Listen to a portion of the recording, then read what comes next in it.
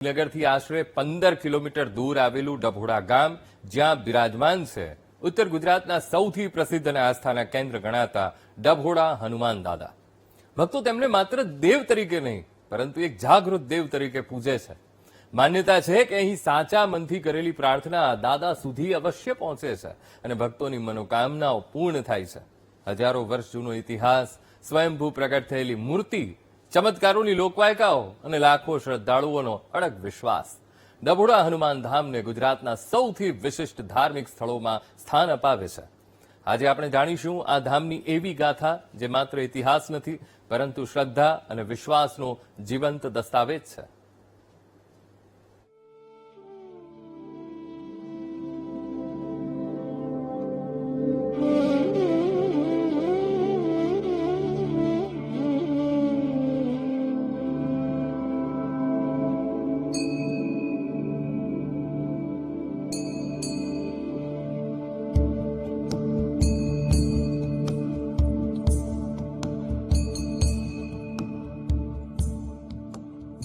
ખારી નદીના કિનારે આવેલું ડભોડા ગામ આજે સમગ્ર ગુજરાતમાં પોતાની આગવી ઓળખ ધરાવે છે.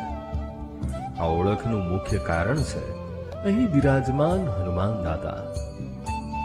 મંદિર પરિસરમાં પ્રવેશતા જ ભક્તોને ભક્તિ અને શાંતિનો અનોખો અનુભવ થાય છે.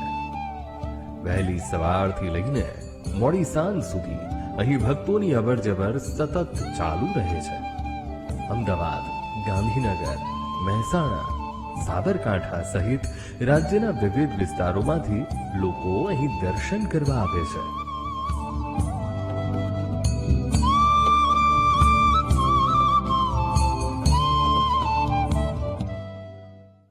હનુમાનજી મહારાજ અને હિમાય ડભોડિયાના હનુમાન તરીકે જ્યારે આટલા બધા લોકો શનિવારે જે રીતે અહીંયા જે માનવ મહેરામણ ઉભરાય છે અને આ હનુમાનજીની અપાર કૃપાના કારણે જ હું પણ ટ્રાય કરતો હોઉં છું. દર શનિવારે આવવાનો કેટલાય વર્ષોથી નિયમ બનાવ્યો છે અને નિયમ આ દાદા જળવાઈ રખાવે એ જ પ્રાર્થના હોય છે. હર હંમેશા સમાજની સેવા કરવામાં આ દાદાના અતુલ્ય મહત્વ રહ્યું છે મારા માટે, જે જીવનની અંદર મારી પ્રેરણાદાયક રહ્યું છે. અને હનુમાનજીના દર્શન કરવાથી હું અને મારો પરિવાર જે રીતે સુખ છે એવી જ રીતે મારું અમદાવાદ હર હંમેશા હનુમાનજીની કૃપા બની રહે એ જ પ્રાર્થના કરતો હોઉં છું. ઘણા ભક્તો માટે ડભોડા હનુમાન ધામ માત્ર એક મંદિર નથી પરંતુ જીવનના કપરા સમયમાં આશાનો આધાર છે. ભક્તો માને છે કે દાદાના દરબારમાં આવીને કરેલી પ્રાર્થના ક્યારેય નિષ્ફળ નથી જતી. વર્ષોથી લોકો પોતાની ખુશીઓ, દુઃખો, સંઘર્ષો અને આશાઓ લઈને અહીં આવે છે અને દાદાના આશીર્વાદ સાથે નવી શક્તિ લઈને પરત ફરે છે.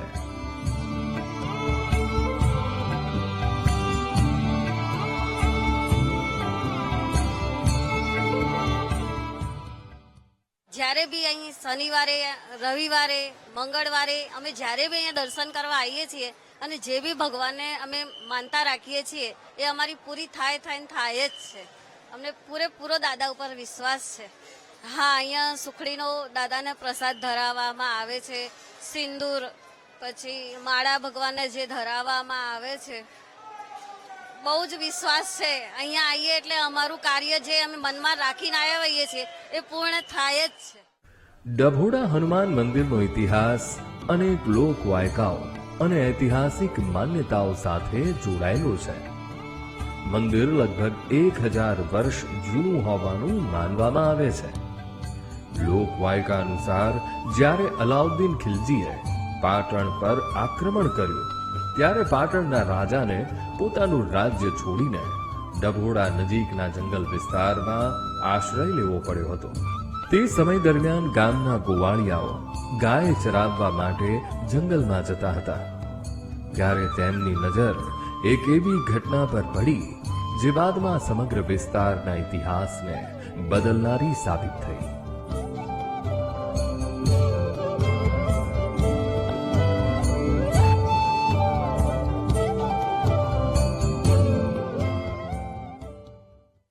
સિદ્ધરાજ સોલંકી રાજા રાજ કરતા હતા એ વખતે એમના રાજની ગાયો અહીંયા જંગલ વિસ્તાર હતો અને ચરાવવા માટે ગોવાળો લઈને આવતા હતા.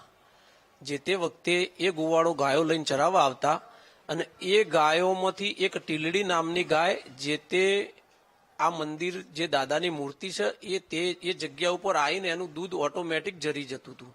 તો ગોવાળીઓએ 4-5 દિવસ આવીને તપાસ કરીને પછી પોતાના રાજાને વાત કરી કે આવું થાય છે. એટલે એ વખતે રાજાએ ત્યાં ખોદકામ કરાયું અને સ્વયંભૂ આપોઆપ શ્રી આજે જે બિરાજમાન છે ડભોડિયા હનુમાનજી દાદા, એ દાદાની મૂર્તિ એ વખતે ત્યાંથી આપોઆપ જમીનમાંથી નીકળેલી છે અને એ જ દિવસે એની ત્યાં સ્થાપના થયેલી છે. ડભોડા હનુમાન ધામની સૌથી વિશેષ માન્યતાઓમાંની એક માન્યતા એ છે કે સમગ્ર ભારતમાં દક્ષિણમુખી સ્વયંભૂ પ્રગટ થયેલા હનુમાનજીનું આ એક અનોખું ધામ છે. ભક્તો માને છે કે અહીં બિરાજમાન દાદા જાગૃત સ્વરૂપે પોતાના ભક્તોની વેદના સાંભળે છે.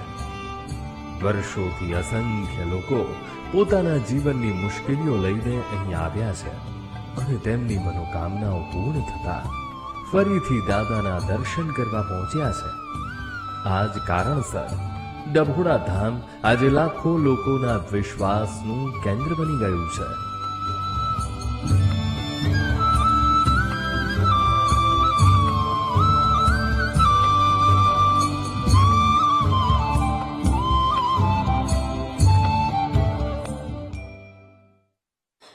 લાસ્ટ 5 યર્સથી એવરી સેટરડે અહીંયા દર્શન કરવા આવું છું અને અહીંયા દર્શન કરવા આવવાથી મારા મનને અલગ જ પ્રકારની ફિલિંગ આવે છે અને મનને એકદમ શાંતિ મળે છે. તો ડભોડિયા હનુમાન દાદાજી બધાની મનોકામના પૂર્ણ કરે છે. તો મને છેલ્લા 5 વર્ષથી અહીંયા આવું છું તો મને એટલી આસ્થા છે હનુમાન દાદા પર.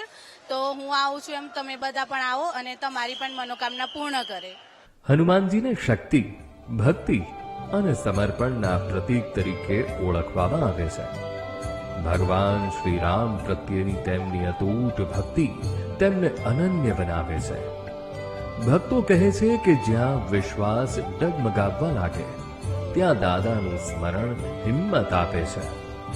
કદાચ એ જ કારણ છે કે જીવનના દરેક સંકટમાં લોકો સૌથી પહેલા સંકટ મોચન હનુમાનજીને યાદ કરે છે. ડભોડા ધામમાં પણ આ જ શ્રદ્ધા દરરોજ જીવંત જોવા મળે છે.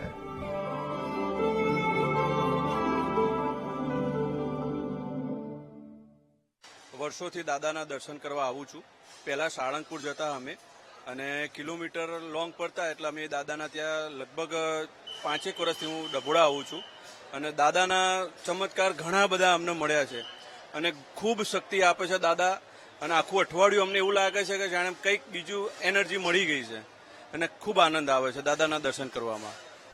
વર્ષ દરમિયાન ડભોડા હનુમાન ધામમાં અનેક ધાર્મિક કાર્યક્રમો અને તહેવારોની ઉજવણી થાય છે, પરંતુ કાળી ચૌદસનો દિવસ અહીં સૌથી વિશેષ માનવામાં આવે છે. આ દિવસે મંદિર ખાતે ભવ્ય મેળો યોજાય છે, જેમાં હજારો શ્રદ્ધાળુઓ ભાગ લે છે. અંદાજે 4000થી વધુ ભક્તો કાળી ચૌદસના દિવસે દાદાને તેલ અર્પણ કરવા માટે અહીં પહોંચે છે.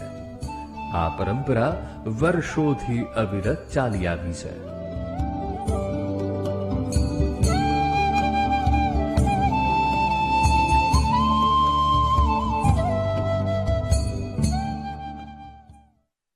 ડભોડિયા હનુમાન દાદા ઉપર મને એક અખૂટ શ્રદ્ધા છે.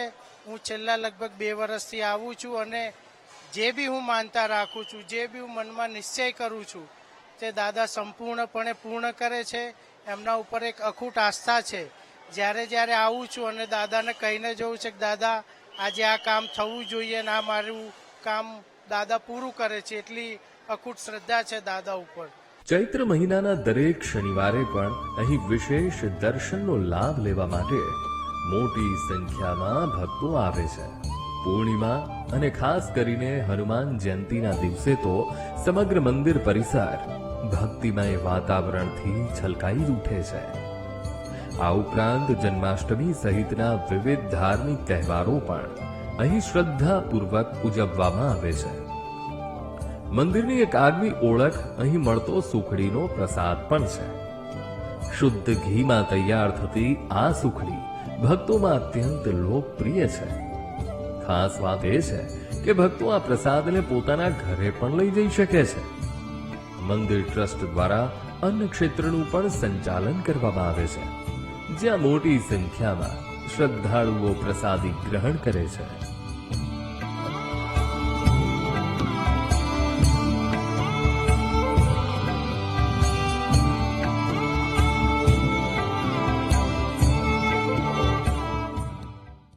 ચૈત્રી સુદ પૂનમ હનુમાન જન્મોત્સવ ત્યારે 1111 તેલના ડબ્બાનું ભક્તો દ્વારા અભિષેક કરવામાં આવે છે. સવારે 5 વાગે મંગળા આરતી, 8:15 વાગે દાદાની નગરયાત્રા થાય છે.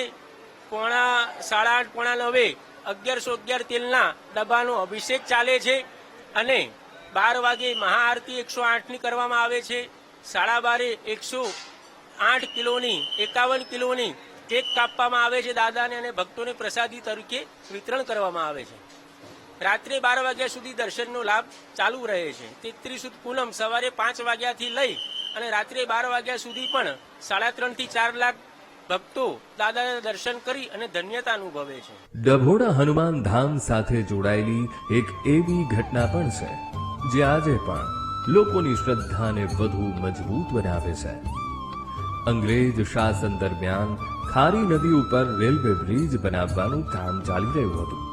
તે સમયે સ્થાનિક લોકોએ અંગ્રેજ અધિકારીઓને ડભોડા હનુમાન દાદા સમક્ષ તેલ ચઢાવવાની માનતા રાખવાની સલાહ આપી હતી. લોકમાન્યતા અનુસાર અધિકારીઓએ દાદા સમક્ષ માનતા રાખી હતી અને બ્રિજનું કામ સફળતાપૂર્વક પૂર્ણ થતા માત્ર સ્થાનિક લોકો જ નહીં પરંતુ રેલવે તંત્રમાં પણ દાદા પ્રત્યે શ્રદ્ધાનો ભાવ વધ્યો હતો.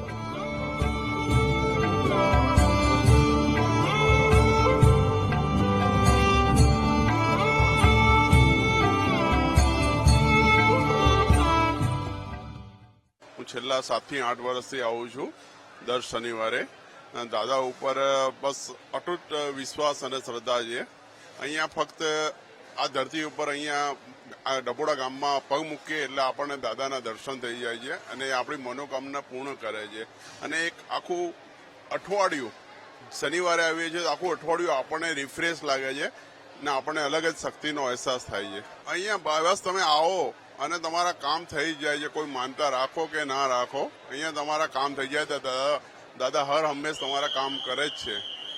બસ એક વિશ્વાસ અને પ્રેમથી આવવાનું જ છે. બસ કહેવાય છે કે આજે પણ દર વર્ષે કાળી ચૌદસના દિવસે વેસ્ટર્ન રેલવેના અધિકારીઓ સૌ પ્રથમ દાદાને તેલ અર્પણ કરે છે અને ત્યારબાદ અન્ય વિધિઓ શરૂ થાય છે. આ પરંપરા વર્ષોથી અવિરત રીતે ચાલી રહી છે. સમય બદલાયો, પેઢીઓ બદલાઈ ગઈ, પરંતુ ડભોડા દાદા પ્રત્યે લોકોનો વિશ્વાસ આજે પણ એટલો જ મજબૂત છે જેટલો વર્ષો પહેલા હતો. કદાચ આ જ કારણ છે કે ડભોડા હનુમાન ધામ આજે માત્ર એક મંદિર નહીં પરંતુ લાખો ભક્તોની શ્રદ્ધા, આશા અને વિશ્વાસનું જીવંત પ્રતીક બની ગયું છે.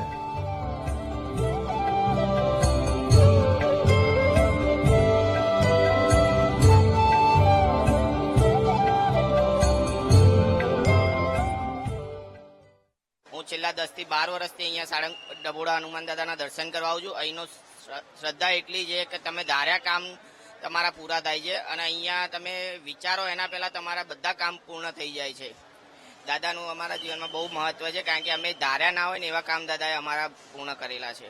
હજારો વર્ષ જૂની લોકવાયકા, સ્વયંભૂ પ્રગટ થયેલી દાદાની પ્રતિમા, ભક્તોની અડગ આસ્થા, કાળી ચૌદસનો ભવ્ય મેળો, સુખડીનો પ્રસાદ અને અંગ્રેજોના સમયથી ચાલી આવતી પરંપરા ડભોડા હનુમાન ધામને માત્ર એક ધાર્મિક સ્થળ નહીં પરંતુ ગુજરાતની આધ્યાત્મિક વિરાસતનો મહત્વપૂર્ણ ભાગ બનાવે છે. આજે પણ હજારો લોકો અહીં આશા લઈને આવે છે અને વિશ્વાસ સાથે પાછા ફરે છે.